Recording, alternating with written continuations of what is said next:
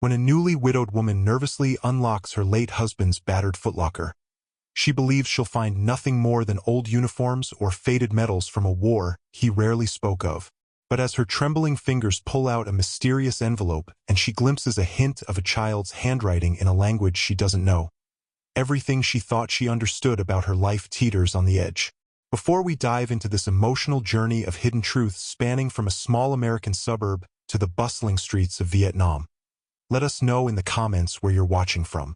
And if you believe that one uncovered secret can change everything, leading to both heartbreak and a chance for healing. Give this video a like and subscribe for more stories that prove the human heart can hold more than we ever imagined. Mary Jensen had been married to Paul Jensen for 38 years. They lived in a modest house on the outskirts of a quiet Midwestern town, where lawns were neatly trimmed and life moved at a gentle pace. Paul was a Vietnam veteran. He had served a tour in Saigon in the early 1970s, and Mary grew used to the silence that hung over certain corners of his past. They never had children, a fact that caused them mild regret at times. But their life was steady, a tapestry of routine dinners, weekend gardening, occasional church socials, and the comfort of each other's presence. Mary would often watch Paul from across the living room in the evenings, noticing how he seemed far away in thought when certain war documentaries came on TV, or how he gently traced a small scar on his forearm. Whenever Mary ventured a question about Vietnam, Paul answered with a gentle deflection. "It was complicated," he'd say, or, "Those were times I prefer not to revisit." And she, respecting his boundaries, never pressed too hard, trusting that if there were anything important to share, he would do so. When Paul passed away at the age of 71 from heart failure, Mary's world tilted on its axis. The quiet house felt cavernous in his absence. She missed the faint sound of him humming an old tune in the mornings, or the comforting weight of his presence in their bed. As she navigated the swirl of funeral arrangements, condolences from neighbors, and her own throbbing grief, she told herself that at least there would be no messy family dramas to handle. They had lived a life that was so stable, so uneventful. She expected the reading of his will to reflect that simplicity. Perhaps some money left to her, the house, maybe a small donation to a veteran's charity. She never imagined a revelation that would spin her into confusion and heartbreak. It happened at the attorney's office, a few days after the funeral. She sat in a polished, wood-paneled room, the soft hum of air conditioning providing the only background sound. The attorney, a mild-mannered man who had handled many local wills, read through Paul's documents in a measured tone. Mary listened passively at first, too wrapped in her grief to absorb the details, until he mentioned an unknown beneficiary named Nguyen Thanh, living in Da Nang, Vietnam. Paul had set aside a sum of money for Thanh, described as "my biological son." Mary felt the room spin. Shock flooded her, turning her numb, as she stared at the attorney. She heard his voice distantly as he explained that there was limited documentation, but Paul had left instructions that if the family so wished, they could locate Thanh to deliver the inheritance. Mary sat, stunned, heart thundering. She felt betrayed by the man she had shared nearly 4 decades with. How could he have a son in Vietnam that he never once mentioned? She left the office in a haze, stumbling into her car. The late afternoon sun glared off the windshield as she gripped the steering wheel, trying to steady her breathing. Was this real? She replayed the moment in her mind. An unknown child, now apparently an adult, fathered by Paul. She had questions swirling. Why had Paul hidden this? Did he not trust her with the truth? Was he ashamed of a war affair? Over the next days, Mary spiraled through anger, sorrow, and a bitter sense of betrayal. She snapped at well-meaning neighbors who offered to cook for her. She avoided phone calls from friends who wanted to check in. She needed answers, but how could she get them when Paul was gone? Finally, she worked up the courage to open the locked drawer in Paul's small study, a drawer that he always brushed off as just taxes, but which Mary had rarely touched out of respect for his privacy. She found a few dull financial papers at first, but then her heart lurched when her fingers brushed against an old photograph. It depicted a young Vietnamese boy, perhaps 5 or 6 years old, with dark hair and solemn eyes. Next to him stood Paul in his early 20s, wearing fatigues, smiling warmly. Mary recognized that grin, though it looked more carefree than she'd ever seen him. That must be Ton. The closeness of the photo implied more than a passing acquaintance. There was also another snapshot of Paul with a Vietnamese woman dressed in a floral áo dye, her face partially turned away from the camera, her expression luminous with love. Mary's heart constricted, jealousy and sorrow mixing uncomfortably. At the bottom of the drawer, Mary discovered an envelope containing a love letter in Vietnamese, she assumed, and a small slip of paper with the name Nguyen Ton, scrawled beside an address that looked decades old, referencing Saigon.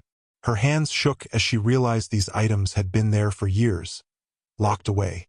Tears stung her eyes. Was her entire marriage built on a lie? Or had Paul simply never found the words to share a devastating past? She decided she needed to know the truth. Maybe, in discovering it, she could heal her own sense of betrayal.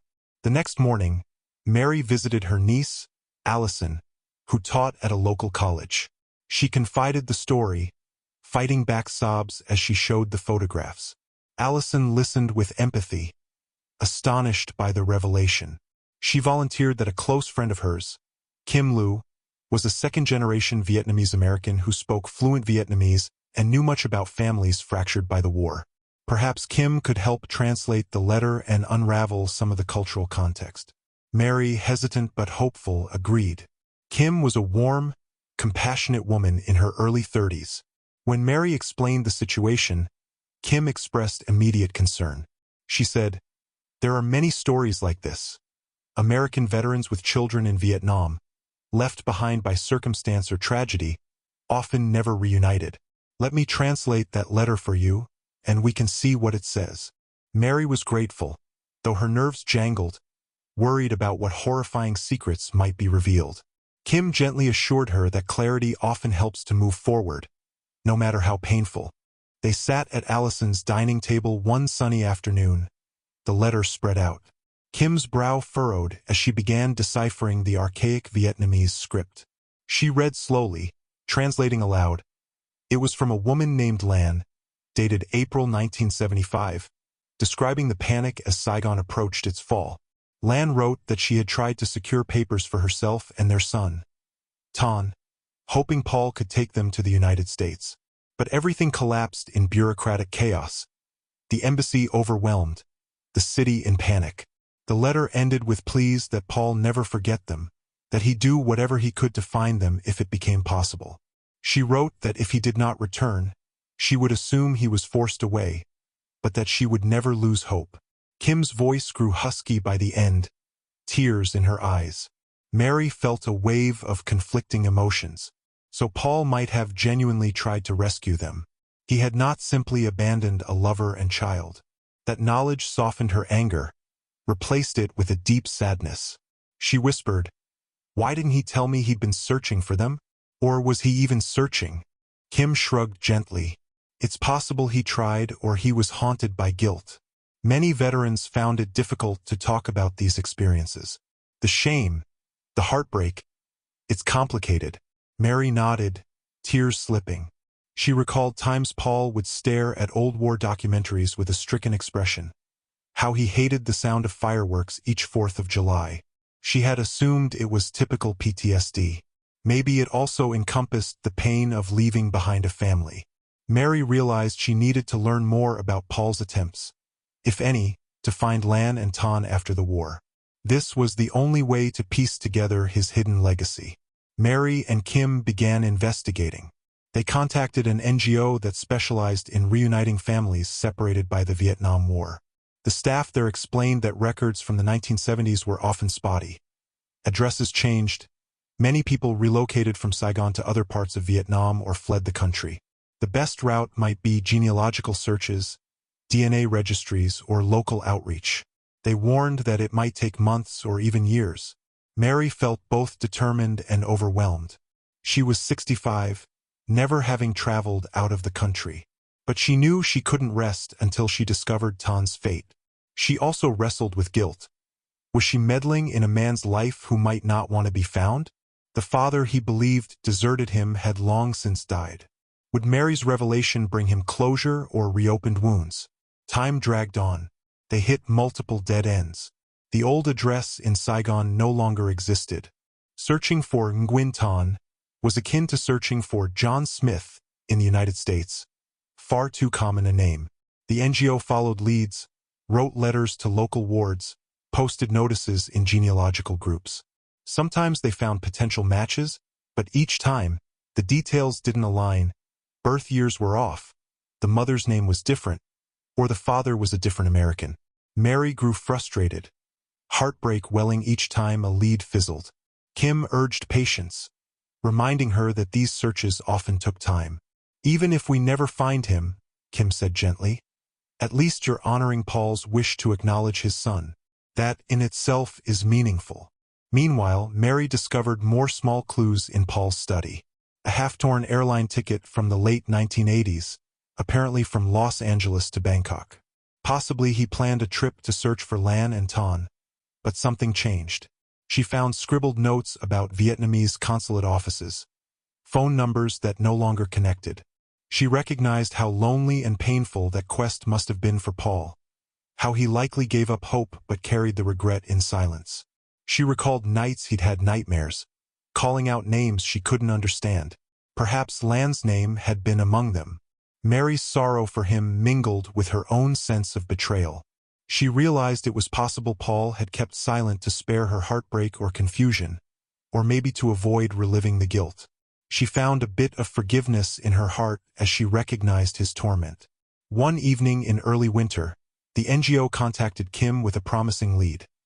An archivist cross-referenced genealogical DNA from an American father with a database from a Vietnamese NGO. A man named Thanh had submitted DNA years ago, searching for any American relatives.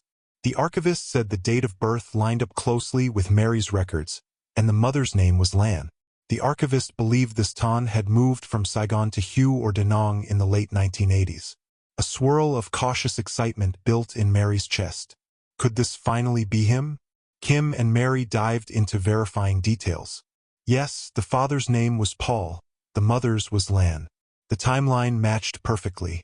A short biography stated that Thanh taught high school chemistry in Hue, a quiet and studious man who rarely discussed his American father, believing him to have willingly disappeared. Mary felt tears sting her eyes. All these decades, Thanh believed Paul had simply abandoned them. The archivist provided a contact for Than's local post office box, though no phone number. Mary's heart pounded at the thought that she might write him, introducing herself as Paul's widow, explaining the truth. She wrestled with how to convey decades of silence. But she pressed forward, with Kim's translation help, penning a respectful letter in both English and Vietnamese. She included copies of the old photographs and a gentle explanation that Paul had intended to bring them to America but had been blocked by the chaos of war and bureaucracy. She stressed that she only recently discovered his existence.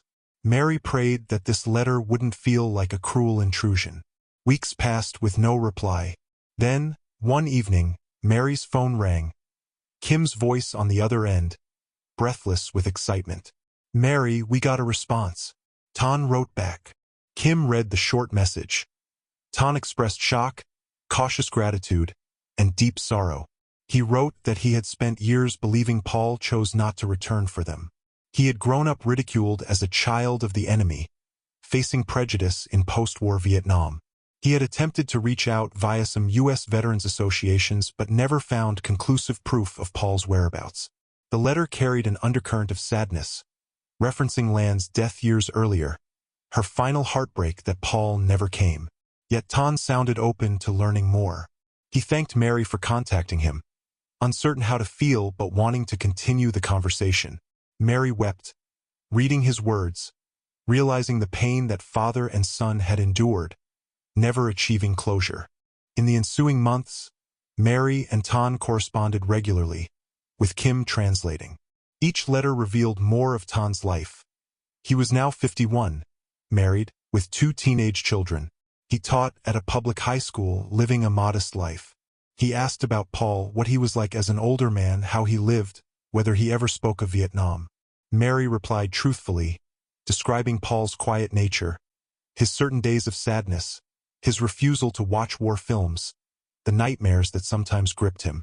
She also recounted the stable rhythms of their marriage, how Paul never traveled, never even left the state for extended periods, as though he feared stirring old wounds.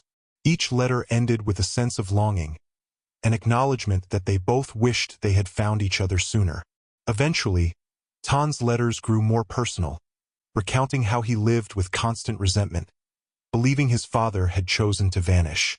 That resentment became bitterness, which he tried to bury. He had internalized the idea that perhaps he was unworthy, that Paul had a new life in America and wanted no part of him. Now, learning that Paul had died believing he failed them changed the shape of that bitterness into a painful regret. Mary recognized in Tan's words an echo of her own heartbreak. She began to wonder if there was a way for them to meet in person, bridging the decades of separation. Finally, the time came for Mary to act on an impulse that had been building, traveling to Vietnam.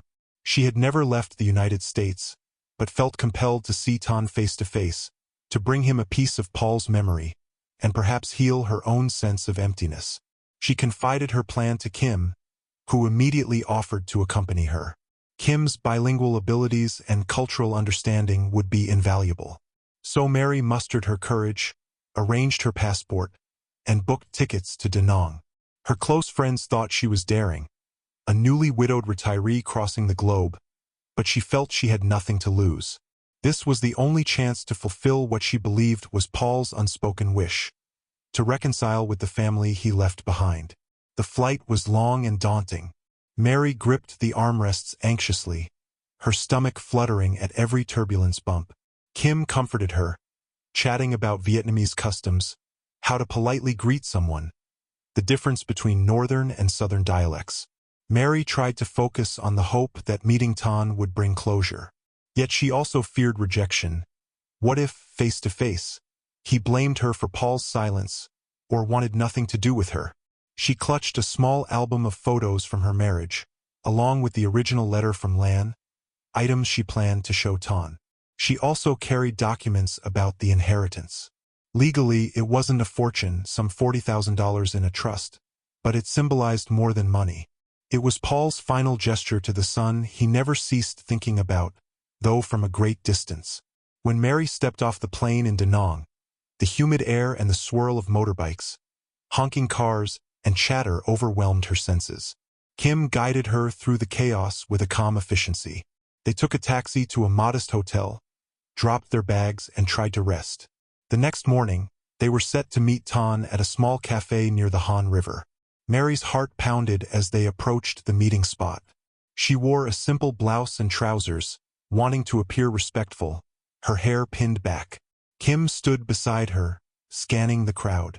Then Mary spotted a man in his early 50s, with slight features reminiscent of Paul's younger photos, the shape of his eyes, the tilt of his brow. He wore a neat shirt, his posture reserved, glancing around nervously. Their eyes met. He gave a hesitant wave, stepping forward. Mary's breath caught in her throat. For an instant, she saw Paul in that man's uncertain smile. She felt tears threaten. Kim introduced them in Vietnamese, then repeated in English for Mary. Tan bowed slightly, offered a soft handshake. His eyes flickered with a mixture of curiosity, sadness, and caution. They sat at a small outdoor table. The hum of traffic and the smell of street vendors drifted by. At first, conversation was halting. Kim translated politely, asking safe questions about how each had traveled. Mary mustered the courage to say, "I'm so sorry it took this long for us to find you." Tan nodded, his lips tight.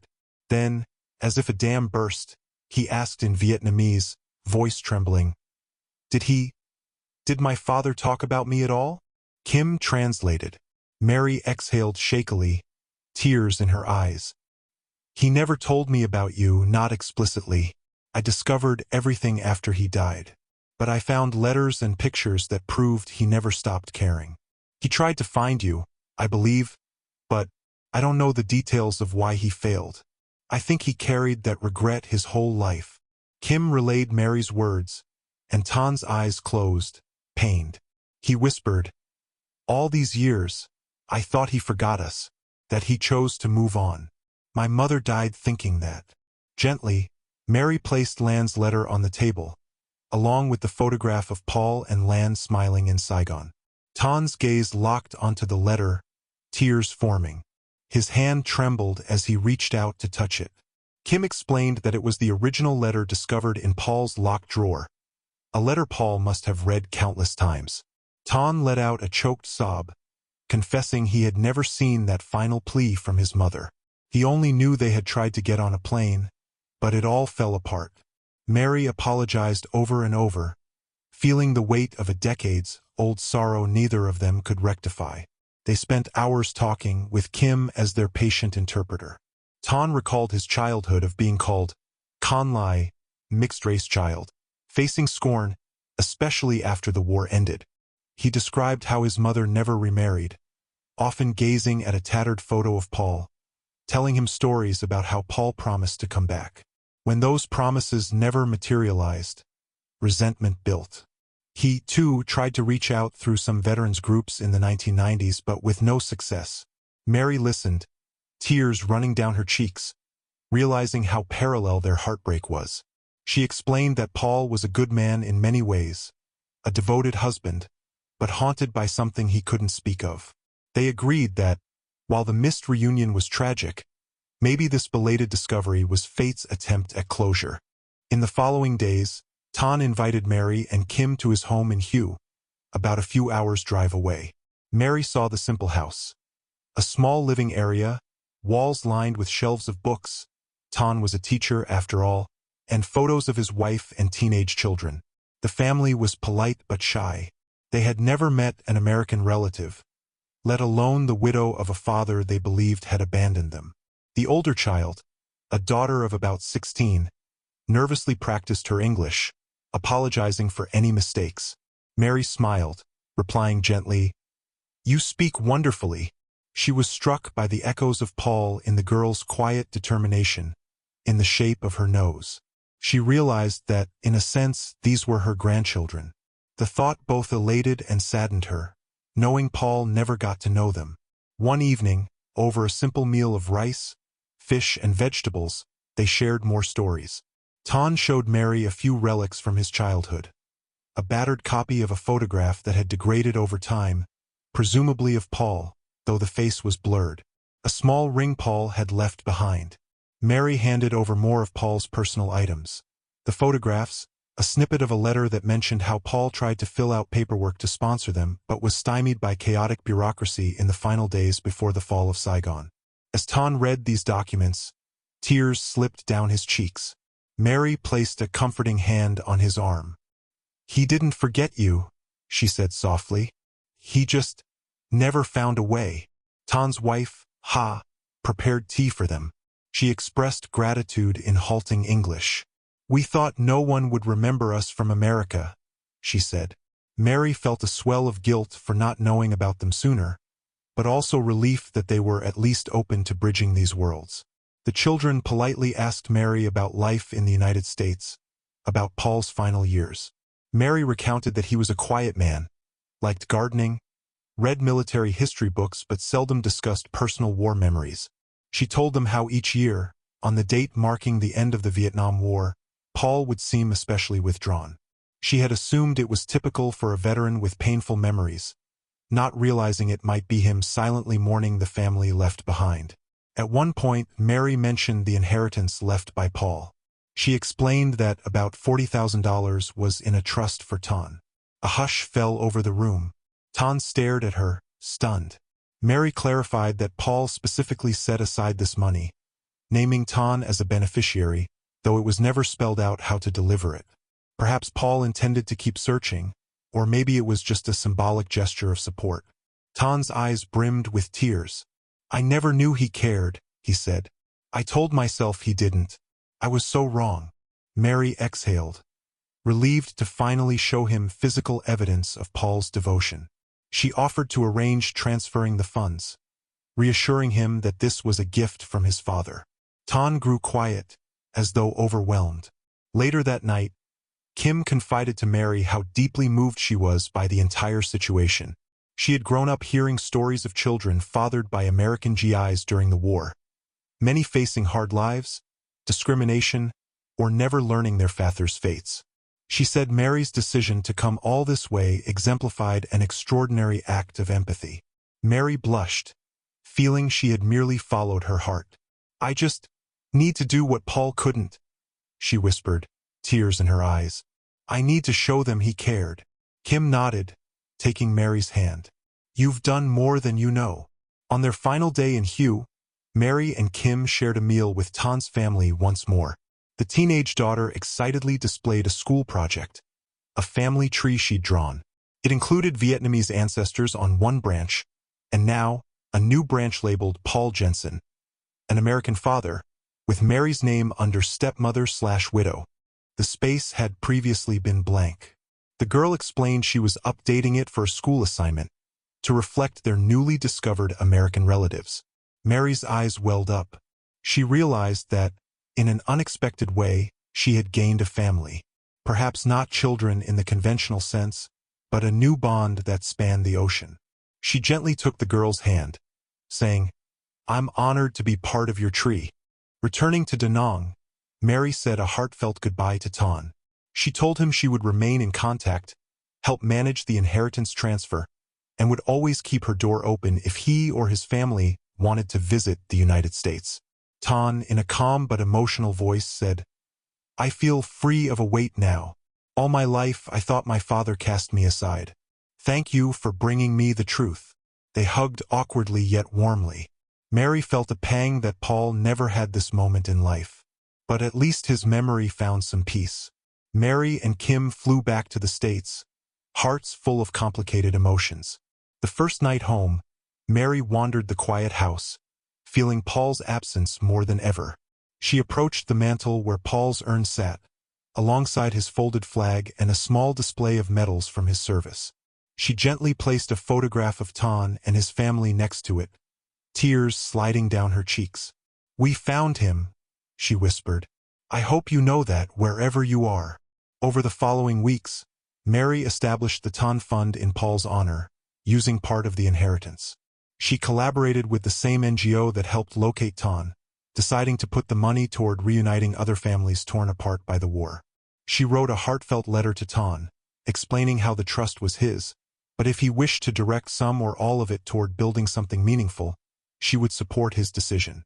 Tan replied soon after, announcing that he wanted to use the bulk of it to construct a small community learning center in Hue, dedicated to helping children of mixed heritage and those needing extra educational support. "I want to help others like me," he wrote. Mary found herself weeping at the generosity. Months later, she received photos from Tan showing the progress on the building.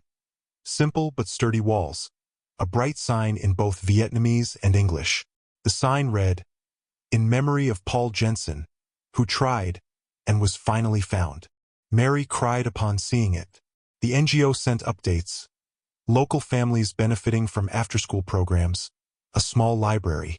Tan wrote that it felt like a way to honor the father he never knew, forging something beautiful out of decades of pain. Mary nodded, setting the photos on the kitchen table, imagining Paul's shy, quiet gratitude if only he could see it. Over time, Mary found genuine peace. The confusion and anger she felt toward Paul for hiding his past softened into compassion for a man who, trapped by bureaucratic chaos and personal guilt, had never moved beyond the heartbreak of losing Lan and Tan. She realized he likely stayed silent not to deceive her, but out of fear that she might view him differently or that the pain would be too overwhelming. She often reflected on how love is rarely simple, especially shaped by the horrors of war. Paul had chosen stability with her, but never could let go of that part of his heart left in Vietnam. 1 year after meeting Tan, Mary flew to Hue for a short visit, invited to attend a small dedication ceremony at the new learning center. She found it bustling with children, some from impoverished backgrounds, some of mixed heritage dealing with prejudice. The library contained shelves of donated books in English and Vietnamese. The small courtyard was lively with kids playing. Tan introduced Mary to the local staff, describing her as the one who made this center possible. Mary felt a warmth in her chest, a sense that in bridging these two worlds, her quiet suburb and this vibrant Vietnamese community, she was fulfilling Paul's unspoken longing. During that second trip, Mary spent more time with Tan's family, forging deeper bonds. His teenage son excitedly practiced guitar, playing a tune he learned from YouTube. The daughter, now near college age, asked if she could someday study abroad in America. Mary beamed, promising to help if possible. They took a day trip to see historical sites in Hue, strolling by the Perfume River, sampling local dishes. Mary discovered an affection for the gentle spiciness of Hue's cuisine, a dish called Bon Boyu in particular. She found herself thinking, perhaps Paul's spirit is with us now, seeing what could have been. And though bittersweet, it felt healing. At the trip's end, they held a small ceremony outside the learning center. A handful of local students recited poems about hope, about bridging past wounds, forging new beginnings. Tan gave a brief speech, thanking Mary for coming. He said he believed his father and mother, wherever they were, must be proud. Mary could only nod through tears, whispering that she felt Paul's presence. Afterwards, Kim translated for some local reporters who covered the story of an American widow reuniting with her late husband's Vietnamese son, building a center for children. The coverage felt surreal to Mary, who had lived an unassuming life until now. Yet it seemed right that Paul's memory be honored not just by the sorrow of war, but by a tangible symbol of healing. When Mary returned stateside, she resumed her quieter routine, though she stayed busy with the Tan Fund, checking updates from the NGO, occasionally shipping donated materials. She found that focusing on this cause filled the void left by Paul's death, giving her a sense of purpose. She also felt less alone, now that she had an extended family across the ocean who wrote her letters, sent pictures of new events at the center, or simply shared daily life anecdotes. She realized Paul hadn't just left her heartbreak. He had unknowingly given her a new family, a broadened horizon she never expected at her age. In reflective moments, Mary visited Paul's grave, placing small tokens from Vietnam on the headstone. An incense stick, a small carved wooden figurine. She'd speak softly, telling him about Tan's children, how they were studying, how the learning center was expanding. She told him about how, even if it took nearly 4 decades, his hidden legacy was out in the open, changing lives. Sometimes she cried, wishing he could have found the courage to share it all during his life. But she forgave him, understanding the war's scars, the system's failures, and his personal regrets. She told him she was proud of him, that in the end, he hadn't truly abandoned anyone. He simply got lost in the tragedy of that era. Life marched on. Each anniversary of Paul's death, Mary lit a candle, mindful that while heartbreak spanned continents, love transcended all boundaries. She occasionally videotaped calls with Tan, who practiced his English with her, proud to have built the center. The motherless children in that community blossomed in the safe environment, some of them biracial, dealing with residual prejudices. Tan told her the staff sometimes used Paul's story, how he tried, how the war's chaos tore them apart, yet how, decades later, they reunited. It gave hope to kids who feared being forever overlooked. Mary found that her feelings of betrayal had melted into empathy for Paul's incomplete life. She discovered new facets of the man she loved, his capacity for unwavering devotion, even if unfulfilled. In a final, symbolic gesture, she took the old footlocker containing Paul's war memorabilia, along with the letters from Lan, and displayed them in her living room, no longer hidden. A small framed photo of Tan and his family stood beside it, bridging past and present. When curious friends or relatives visited, Mary told them the abbreviated version of how Paul fathered a son in Vietnam but never managed to bring him home. She recounted how that son, once lost, had now built something beautiful in his father's name. The visitors inevitably marveled, some tearful, at how war's wounds could mend through such an improbable chain of events. Sometimes, Kim stopped by for tea, updating Mary on new success stories from the NGO. They laughed about Mary's first chaotic trip to Vietnam, how Mary's simplistic worldview changed overnight. Kim once teased, "You were so nervous about passport lines. Now look at you, traveling across the globe like it's second nature." Mary shrugged, smiling. "It was meant to be," she said. "I think Paul led me there, in a way." And Kim nodded, in her own quiet acceptance that destiny or fate might have played a role. Mary continued to correspond with Ton, never forcing daily messages, but frequent enough that they shared family updates. She learned about Vietnamese holidays and traditions. On Tet, Lunar New Year, Ton's children emailed pictures in Ao Dai, smiling wide. Mary responded with pictures of her small celebrations in Paul's honor, lighting a candle. She discovered that bridging these cultures was a source of profound joy. She thought back to how she once dreaded picking up the phone for fear of no one answering. Now, she looked forward to the ring, the chance to hear about a part of the world she'd never known. As the years progressed, Mary realized that, ironically, she had found something akin to motherhood in her relationship with Ton's children. They called her Ba Mary, meaning Grandma Mary. She beamed each time they wrote.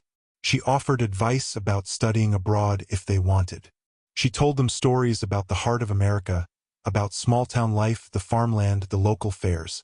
They, in turn, described the hustle of the Vietnamese markets, the strong sense of tradition that guided their daily routines.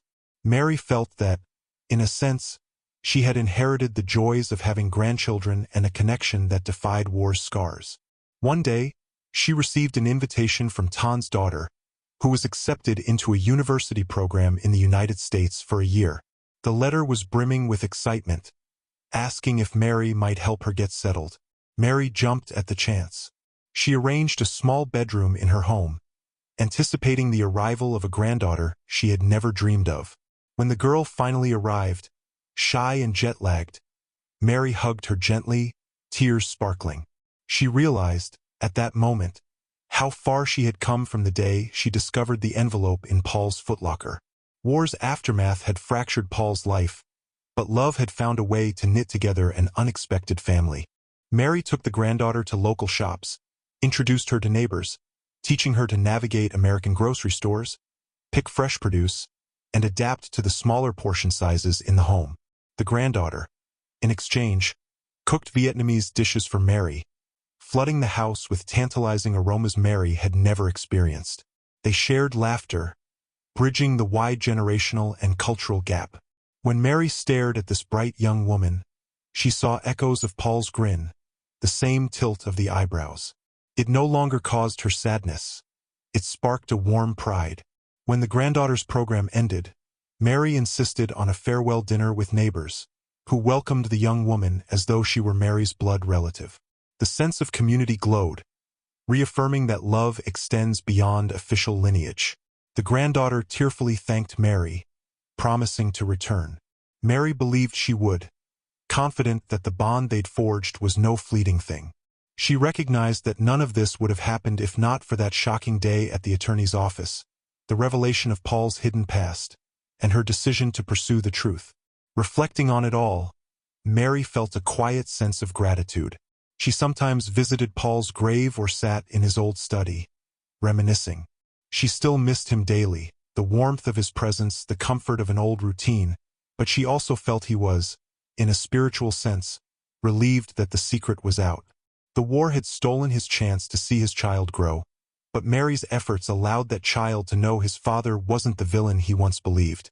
That had to bring some measure of solace to Paul's restless spirit.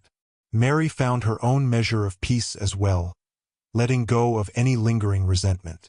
She understood that some truths remain locked away not because of malice, but because the heart can only bear so much regret and loss. By the time Mary approached her 70th birthday, she had become somewhat of a volunteer for the NGO, writing letters of encouragement to American families searching for relatives in Vietnam, or vice versa. She authored a short piece in a local magazine, describing her journey from heartbreak to acceptance, urging others not to shrink from the possibility of discovering hidden truths. Embrace them, she wrote. They might lead you to an unexpected family, a new purpose, and healing you never knew you needed. The piece resonated with many readers, who sent letters telling Mary their own stories of lost connections. She carefully responded to each, feeling that Paul's memory lived on in the compassion she shared. In the final years of her life, Mary's health began to wane. She carried a gentle acceptance of mortality, finding comfort in the knowledge that she had fulfilled the moral obligation she believed Paul left unspoken. Reuniting father and son, bridging continents, forging a second chance for love. She kept pictures of Tan's family on her mantle, alongside Paul's army uniform neatly folded in a glass case. The synergy of these items formed a silent testament to how war and love, heartbreak and hope, could coexist in one lifetime. Whenever visitors asked, Mary would recount the tale with pride, describing how Paul tried to rescue Lan and Tan, how bureaucracy and the chaos of Saigon's fall blocked him. She'd share how he had lived quietly with regret, how she discovered the truth, and how eventually they found Tan. Even though tears often welled, they were tears of bittersweet satisfaction. Shortly before Mary passed away, she wrote a final letter to Tan, reassuring him of her love. She included a small piece of Paul's dog tags, something she'd kept tucked away. "He always wanted you to have these," she wrote. She expressed gratitude for the family she never expected. She recounted a dream where Paul stood next to Lan, smiling at how everything turned out. She ended with the line, "I hope you continue the wonderful work of bridging hearts. Tell your children to pass it on to theirs. We are all connected now, beyond war, beyond secrets." That letter reached Tan about a week before Mary passed quietly in her sleep, leaving the world with a gentle smile, her final affairs in order. News of her death reached Tan swiftly. He grieved her as though she were a cherished aunt or mother figure. He wrote to Kim, asking if there would be a memorial.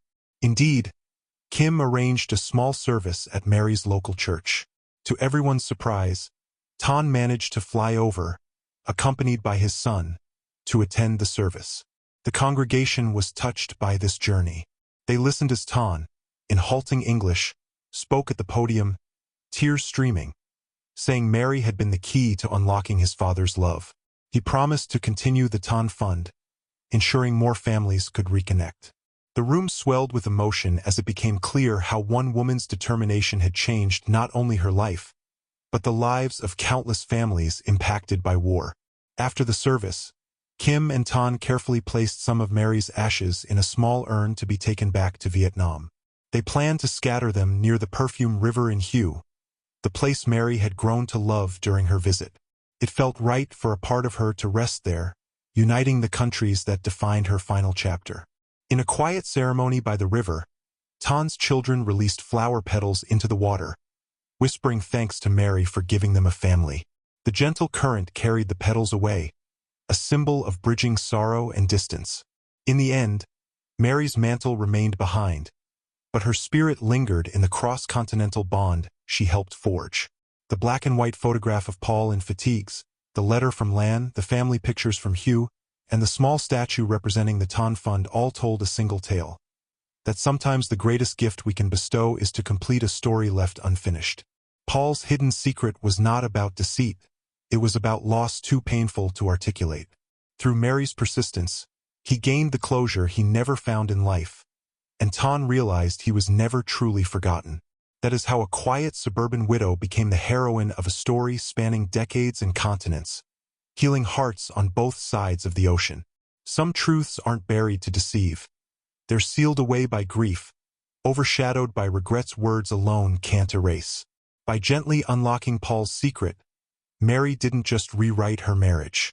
She gave meaning to a vow unfulfilled, reaching across time and geography to bring father, son, and two cultures together. Her final message reminded everyone that life's hidden corners often hold a chance to mend old wounds, if only we dare to look. And so, in a world fractured by war, one woman's compassion helped a family come full circle, proving that love may stumble and wander, but it never truly disappears. Thanks for watching till the end. If you enjoyed the story, give this video a like if you haven't already, and subscribe for more.